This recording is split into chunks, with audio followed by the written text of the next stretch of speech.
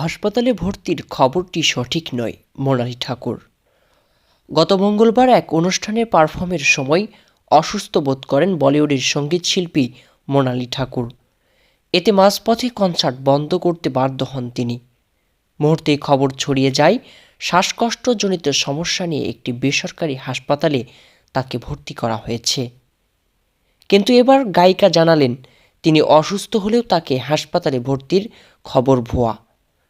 সেদিন ভারতের কোচবিহারের দিনহাটায় গানের অনুষ্ঠান ছিল মোনালি ঠাকুরের। প্রায় 1 ঘন্টা মঞ্চে পারফর্ম করেন তিনি। মঞ্চেই তিনি জানিয়েছিলেন তার শরীর ভালো নেই, গলা ভাঙা। এরপরও দর্শকদের উৎসাহ আর ভালোবাসাতেই তার মঞ্চে দাঁড়িয়ে গান গাওয়া। ঘণ্টাখানেকের মধ্যেই অসুস্থ বোধ করায় গান থামান মোনালি। মাইকে ঘোষণাও করা হয় অসুস্থ হয় মোনালি, গান গাইতে পারছেন না। এরপর খবর ছড়িয়ে পড়ে শ্বাসকষ্টের সমস্যা নিয়ে হাসপাতালে ভর্তি করা হয়েছে গায়িকাকে। এমন বিতর্ক নিয়ে মুখ খুলেছেন মোনালি। এক ইনস্টাগ্রাম স্টোরিতে তিনি লিখেছেন, আমার স্বাস্থ্য সম্পর্কে কোনো যাচাইবিহীন খবর শেয়ার না করার অনুরোধ এটি লিখেছি।